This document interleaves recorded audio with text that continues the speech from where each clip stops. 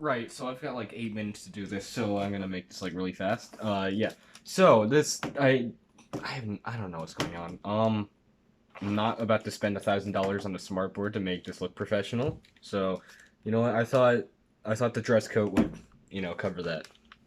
I don't know. So, Red Badge of Courage, chapter 2. Cool. So, with the literary movement, I chose realism and impressionism, and you can't read it because it's backwards. Or if you can read backwards, good for you. Um, so for the first quote for realism, we have, "At last he heard from along the roads, the foot of the hill, the clatter of a horse's galloping hoofs.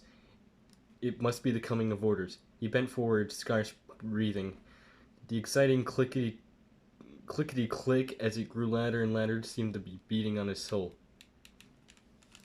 So that just shows that, he's out of breath, he's tired, and the idea of new orders is, oh crap, I'm gonna have to keep moving. So, and that shows you like the chaos of war, and that's why I have this really chaotic picture, because you can easily see that on the low quality of this video.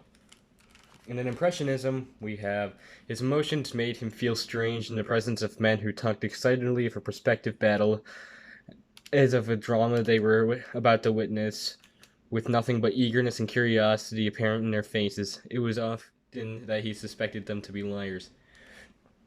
And then this shows that Crane believed, Crane and Henry both believed that war was often overly glorified, and that people didn't really understand that it was basically just about death, violence, and suffering, which is why I have this giant, like, deity figure here, and all these troops.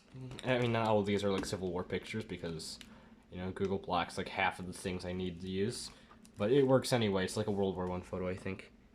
So we have this giant, like, I don't even know. It looks like a king from whatever. And it looks like people are fighting for him. And people do that for glory, honor, and so forth. Which is dumb. You're going to die. It's not a good reason to die. So for imagery. Imagery. Yeah. You have color imagery and we have regular imagery. So, in the gloom before the break of day, their uniforms glowed in a deep purple hue. From across the river, the red eyes were still peering. In the eastern sky, there was still a yellow patch like a rug laid for the feet of the coming sun, and against it, black and pattern-like, loomed the gigantic figure of the colonel on a gigantic horse. So this is supposed to show, like, since it's not fully day, the the Union uniforms look purplish, and you can still see the campfires across the river. And there is a slight patch of sun still peeking out, which causes the colonel on his horse to look like a silhouette. And because of that giant, like, unidentifiable figure, and the fact that he's on a horse makes him look large and majestic, like Napoleon here, our boy Napoleon. Usually he's seen as like a short, unintimidating guy, but you put him on a horse and he looks really terrifying. Yeah. So that's supposed to be like, majestic and whatever. So for regular imagery, we have, "In his great anxiety, his heart was continually clamoring at what he considered the intolerable slowness of the generals. They seemed content to perch tranquilly on the riverbank and leave him bowed down by the weight of a great problem. He wanted to settle it forthwith, and he could not bear such a load," he said.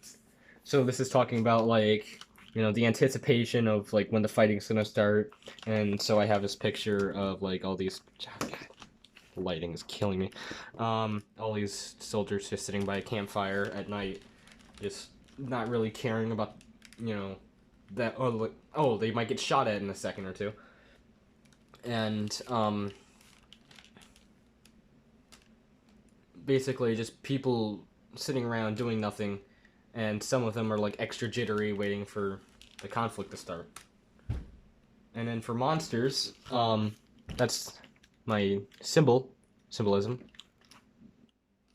And they mentioned dragons a few times, so that's the monster I chose. So the youth could occasionally see the dark shadow that moved like monsters. A moment later, the regiment went swinging off into the darkness. It was now like one of those moving monsters wending with many feet. In the darkness, he saw visions of a thousand-tongued fear that would babble at his back and cause him to flee, while others were going coolly about their country's business. He admitted that it would not be able to cope with his monsters, and the monsters is a symbol for like his inner turmoil, like his guilt, his fight or flight instincts, which are both in the next slide.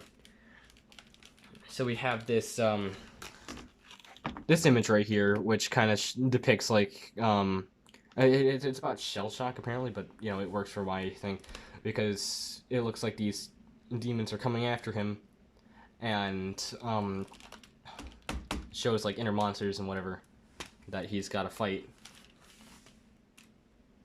And then for themes, we have fight or flight instinct and guilt and sympathy.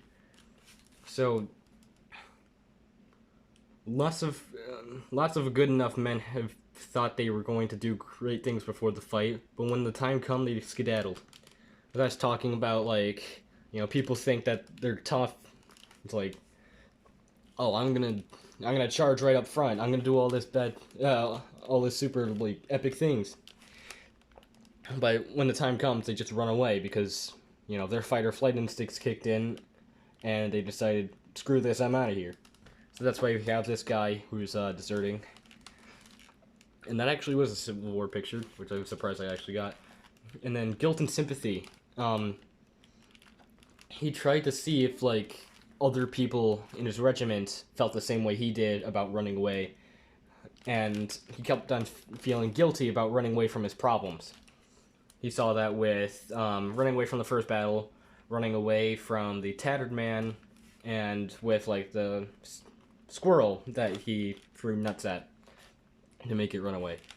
So that quote is, his emotions made him feel strange in the presence of men who talked excitedly of prospective battles as of a drama they were about to witness with nothing but eagerness and curiosity apparent in their faces. It was often that he suspected them to be liars, which I'm pretty sure is the same quote I used earlier, but you know, whatever.